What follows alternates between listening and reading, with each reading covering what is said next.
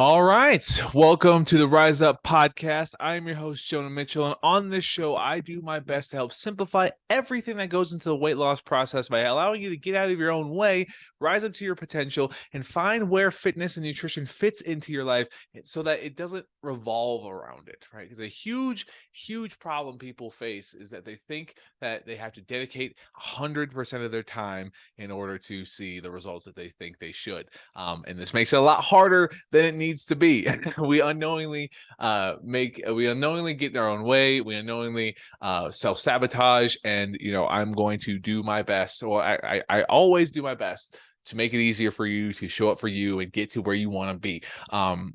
And like I think I said on the last episode, I always change up the the wording of the intro, but it's all the same gist. So if this is the first time listening, I appreciate the hell out of you. If you've been a long time listener, a current client or a former client, I appreciate the absolute hell out of you. And thank you so much for being here. And I only ask if you learn something, if I help shift your perspective, if I have made this a little bit easier for you to show up and get the results that you're looking for, I would greatly appreciate you just share it with at least one person. Or if you share it on social media and you tag me, I love that. I love seeing the impact that I get to have on your life, even in some small way. And if you can't, if you don't follow me on social media, all those are linked in the show notes below. But Jonah Mitchell underscore fitness, or Jonah Mitchell fit underscore nutrition on Instagram, Jonah Mitchell Fitness on TikTok is where I'm all active, and then my Facebook group that I am in with the Transformation Project is in there as well. So all that said and done, let's talk about self-control. Man, self-control. Why is self-control such a big topic? I guess it's not talked enough about, right? At least in the context of what's actually helpful for most people. And as I do the best, I've had to learn a lot of these lessons myself, and I teach them to my people, my clients, so that they can understand how to really what having control actually means for them, right? Because self-control is not willpower to always say no, to completely abstain from the specific trouble or trigger food that is in front of us that we have a hard time stopping eating. This is, I might talk about a little bit about disordered eating today, but that's a kind of a different can of worms. But this can definitely help. It will not always revert back to say, yeah, I'm going to help cure your ED. It's more just along the lines of, again, help pay attention to the behavior and hopefully help minimize if you do struggle with that. But this is for those of us who open a bag of chips or some candy and it's just really hard to stop, or it's really hard to say no in those environments and when we're surrounded by these things, right? So it's not just about willpower or motivation and just saying no because it's bad, right? No food is inherently bad. I want to make that abundantly clear. And if you're new here, you can eat whatever you want, lose weight. And there's no inherently bad foods. It's just the frequency, it's the ratio that they're in that may just be misaligned with our goals, and they still have a place in our diet if we want them in our diet. They just have to fit. We just have to adjust. We have to pivot and find a different placeholder than the state that they currently are. And when it comes to self-control, I'm going to start with a story. Well, my story, really, of how I've struggled with my ability to stop eating candy or sugar. And really, I'm going to go over the four big pieces that are going to help you establish control in this story without necessarily highlighting each of them. But I'll dissect and break down afterwards as I go. But really, I struggled with having a hard time with candy. God, for as long as I can remember. But I also, when I'm looking back and remembering, when I was in some of my toughest times as a kid, I always had some sort of candy around me, some sort of sweet around me that would help mitigate, I thought, the situation that I was experiencing. And we've all come from a story. We've all had tough households, whatever your story is, not comparing anything, but in the abusive household I was in, I didn't control very much. And I did find some sort of control in the craziness in food, in candy. And unknowingly, I had developed a relationship with candy that would tell my very still early developing brain, that, hey, if you're experiencing discomfort, pain, or just anxiety or stress, find something sweet. It'll help make you feel better. Help make you feel better. And I did. I practiced that over and over and over again, and it became so automatic. I quite literally got known for walking around with a bag of Reese's. And as I grew up, as I went to college, I had a little sneaky bin underneath my bed that had all of my candy hidden away. And anytime I was playing video games, I get stressed out. If I was in class, I'd get stressed out. If I was coming home from football practice, I'd immediately grab the sweetest thing that I possibly could and have this crazy sweet tooth, because all I ever learned was correlate stress to candy. Eat my feeling, eat my feeling.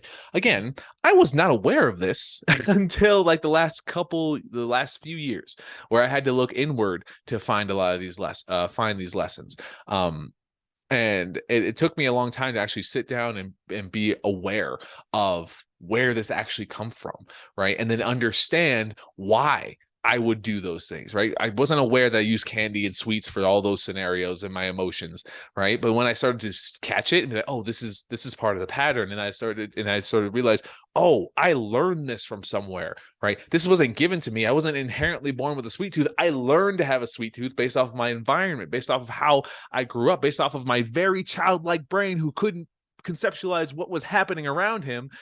That's all I learned. That's all I learned to understand. It was super frustrating when I struggled with losing weight myself, when candy was always the first thing I would gravitate back to, right? It was always the pitfall. If I was trying to lose weight, I would have like a Reese's, just immediately go down that rabbit hole of eating the whole bag instead of having just a couple, right? And that lack of control was always getting in the way of me over consuming my calories and making it harder for me to lose weight, right? And as I was practicing, I had to go super strict for a while. Well, I didn't have to. I wanted to, because I wanted to get in shape for my wedding. It was super difficult to constantly just fight in my head over and over, just have more willpower to just say no, just say no, just say no. And, it just ruined my relationship with that food. And we're, as humans, we're inherently lazy when we're inherently stubborn because our brain likes to conserve energy, and we hate taking orders from people, some of us.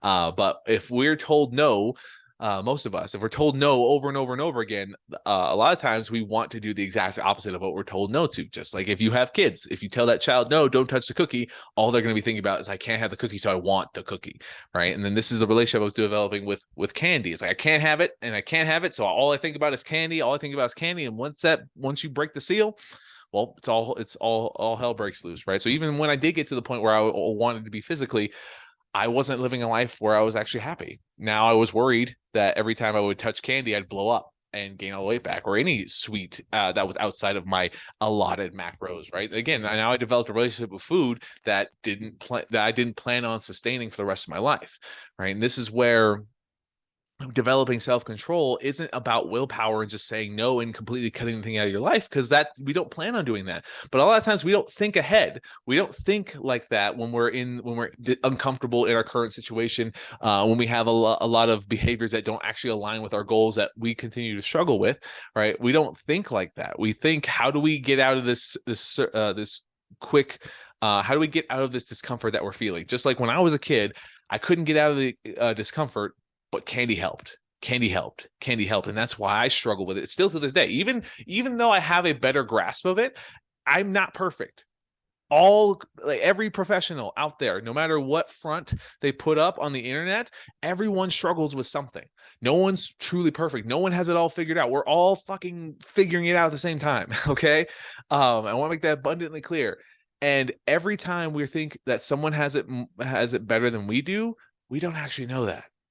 And this came from like one of my clients, actually, who, when we first kind of started working together, she was in a social environment. She was like comparing herself, and she was, man, everyone seems like they're in so much control, and I want to be in control because I don't want to. She drank her drink too fast, and she was getting very stressed because social environments kind of gave her anxiety.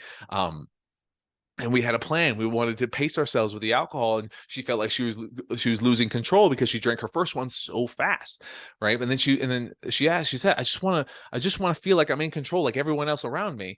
And then I asked, do you actually know if any of those people are in control of what they're doing? And then the next conversation, she said, as soon as you asked me that question, I started looking at people. it looked like no one was in control. Everyone was pounding drinks and just standing by the food and just constantly eating, right? Like we don't know. She didn't realize that, or I'm sorry, because she was in so much in her head, she wasn't actually paying attention that it didn't, those people also didn't seem like they were in control because they just kept drinking, they just kept eating, right? And again, I wasn't there, so I don't know what the makeup of these people, how they looked, and what their physicality was. But like maybe that's what they wanted to do. Maybe a lot of them are fighting with the same demons of like they're beating themselves up for the food that they're eating right now, but they don't say anything, they don't portray anything, so it looks like they're in control. But again, nobody actually knows. Nobody actually is fully like good, fully perfect, right? And that's not the exception, or that's not the expectation, I should say.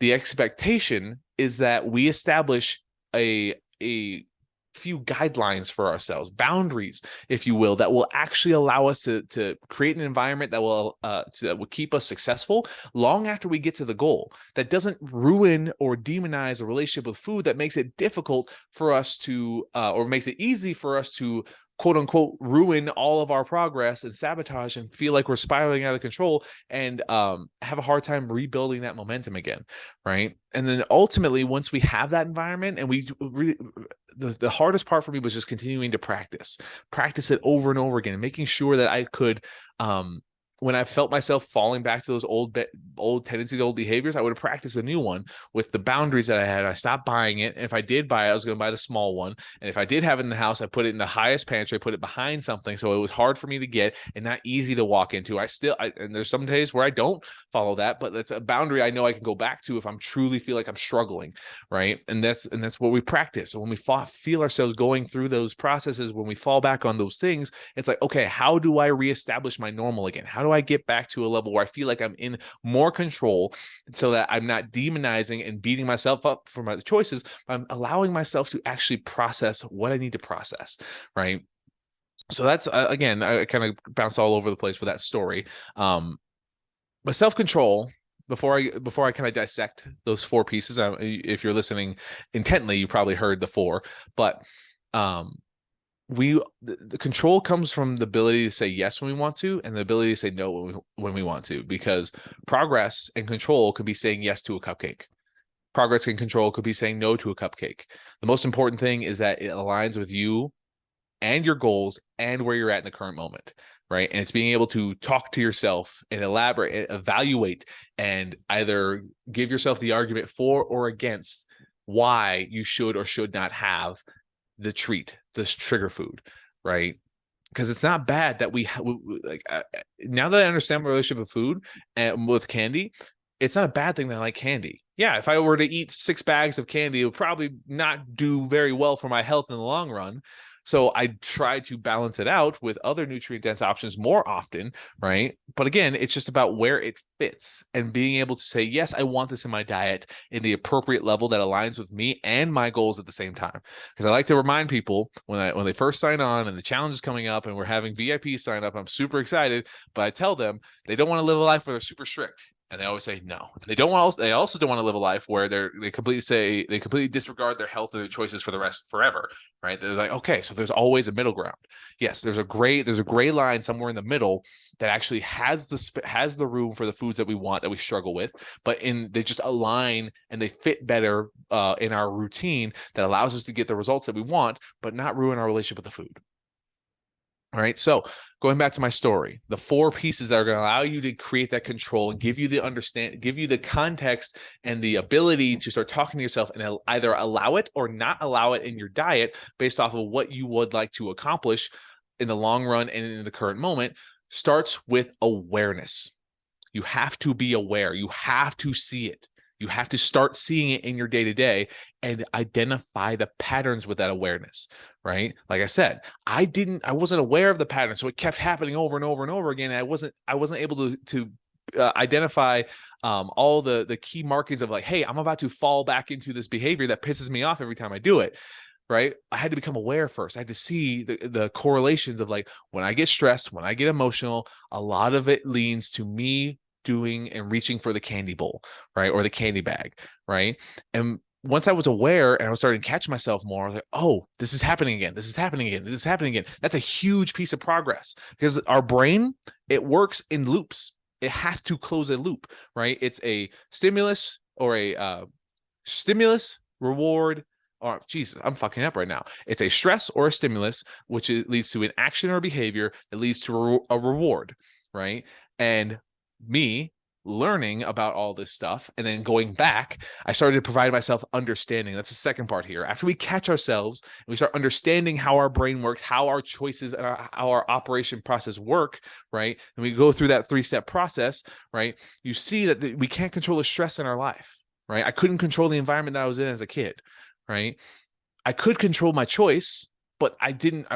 My child brain couldn't conceptualize anything outside of just relieving the immediate tension, right? But now, as an adult, I can start rationalizing and changing that behavior so I can get a similar reward of feeling a little bit better, right? A lot of what we do is to feel a little bit better, but there's so many ways. And if you're watching this on YouTube right now, there's so many ways to change a behavior. The middle part of that 3-step process, this is in the understanding of why we make choices, why we do things, right? There's so many ways to get that same reward of feeling a little bit better. There's so many different behaviors, different choices that we can start replacing the usual behavior with so that we get that reward of feel and we'll feel better about it, right? Because there's nothing worse than going back to like my client who was at that social situation.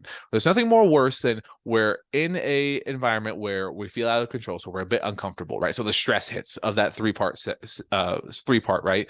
And then we have that behavior like, okay, I'm stressed, so then I'm going to go through and drink more alcohol so I feel a little bit better and a little bit more comfortable in the situation to relieve this current stress and feel a little bit better right now.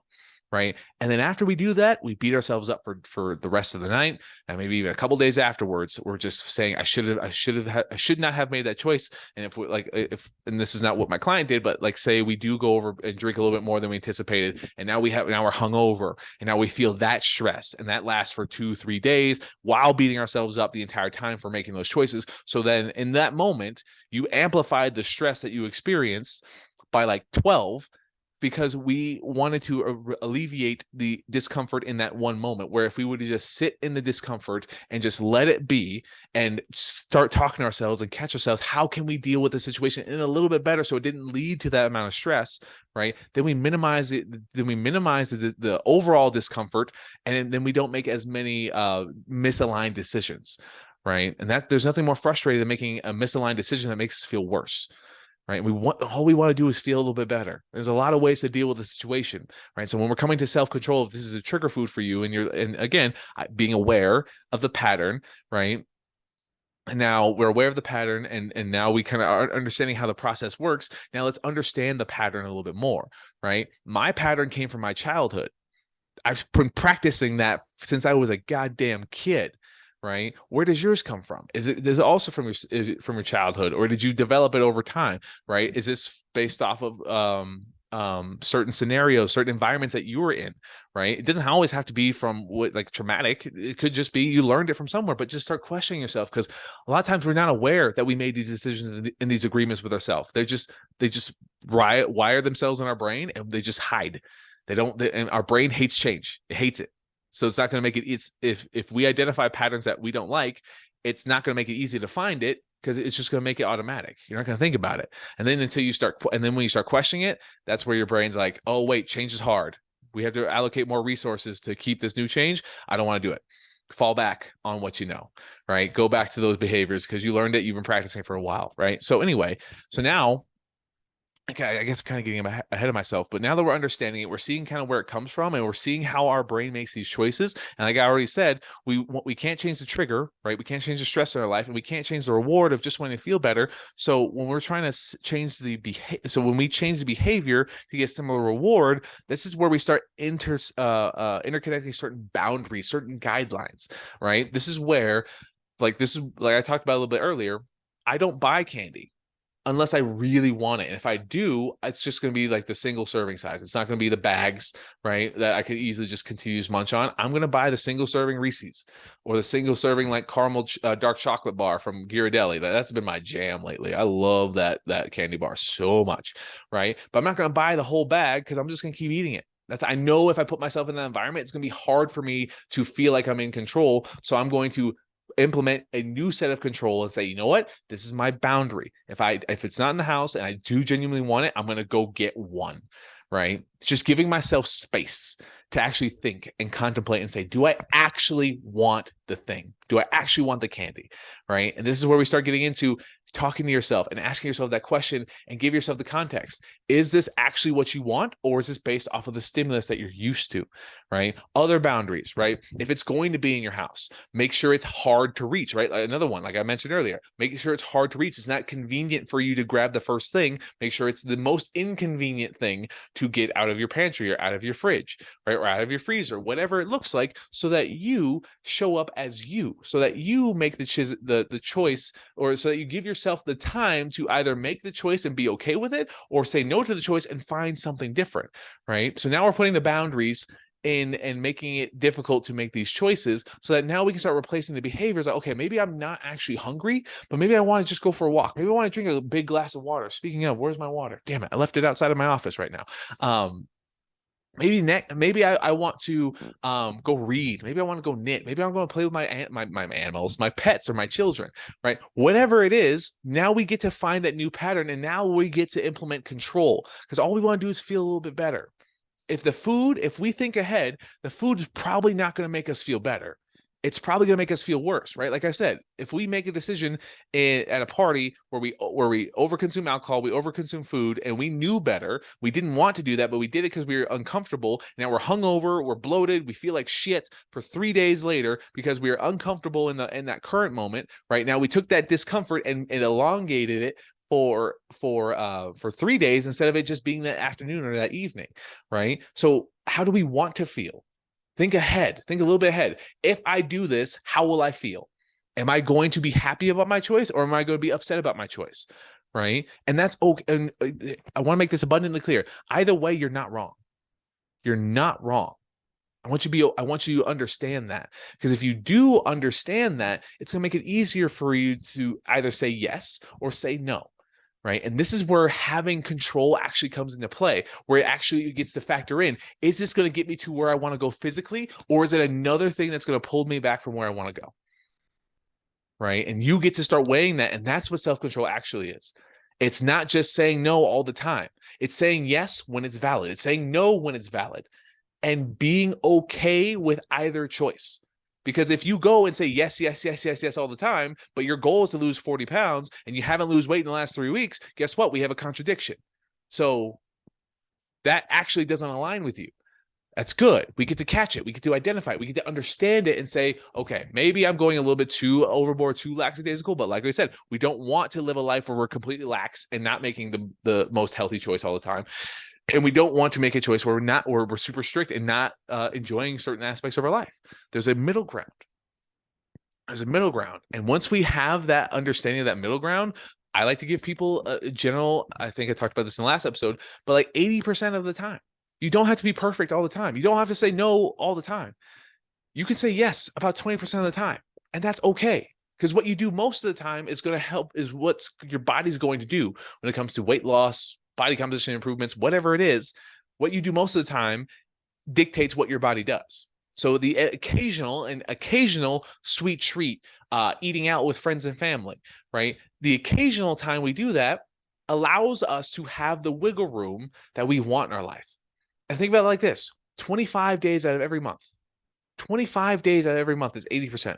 That's 5 to 6 days every month where you get to enjoy a meal, a night out, drinks at a level that aligns with you, right? Because you can still overconsume calories on those 5 to 6 days. But if we see that, like, we're not building a box for ourselves, we're not building well, I can never have this, and it's not like a cheat day. It's like, no, like cheat days, what do we associate cheating with? Doing shit wrong. Like if we cheat on a test, we cheat on our spouse, right? We don't want to cheat on our diet. It's just a part of your diet, right? That doesn't ruin our relationship with it. That doesn't make it feel like we're going against what we're doing, because we are establishing control.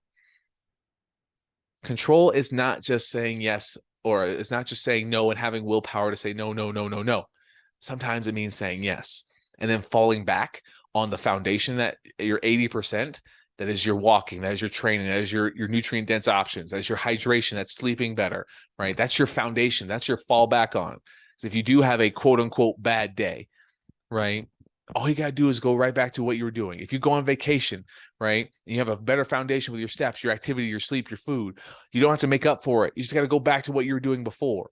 And that's control. Being able to have a good time on vacation, come back, go back to what you were doing and feel good about what you're doing, and know that you're giving yourself the context. You've changed the behaviors that you wanted to. You understand where they come from. You can identify the patterns.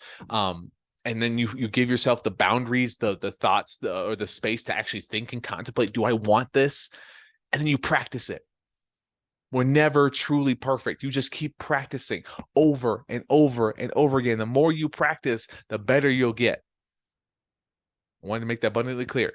You're never going to be perfect. There's going to be times where it's going to be hard to say no, and that's okay, because you don't always have to say no, right? And life is going to find a way to say, hey, you know what? Say fuck all of it. Go back to what you did know, because if you struggle with it for decades, right, that engraving still in your brain, right? That relationship is still up there.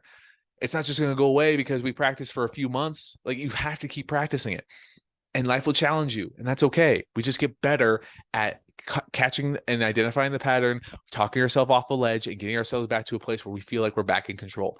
Doesn't mean you have to control every little thing to a T.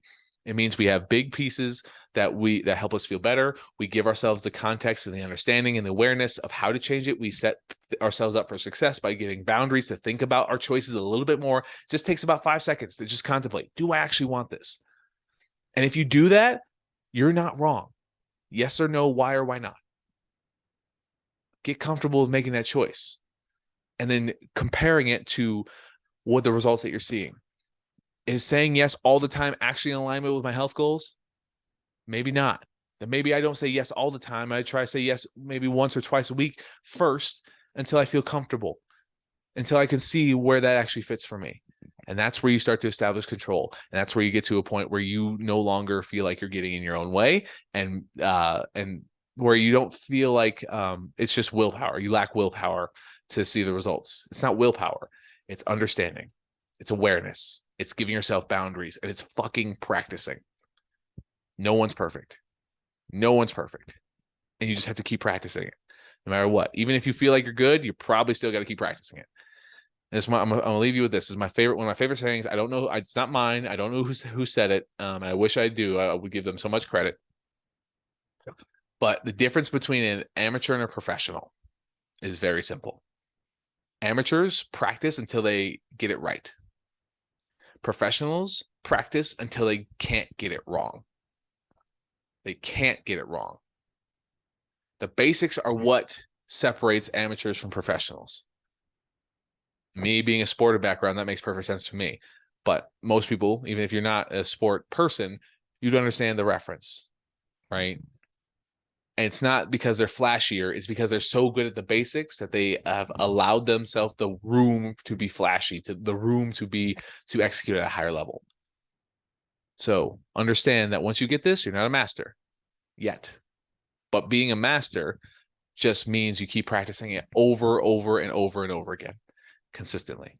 Consistency is key, my friends. So I hope you learned something today. I hope you found this valuable. And if you did, I don't know if I said this in the beginning, but I really appreciate if you just share it with one person. If you enjoyed this, you want more resources, you want to see more of my stuff, go check out all my social medias in the show notes. And yeah, thanks for being here. I appreciate the hell out of you, and I hope you have a wonderful rest of your day. Take it easy.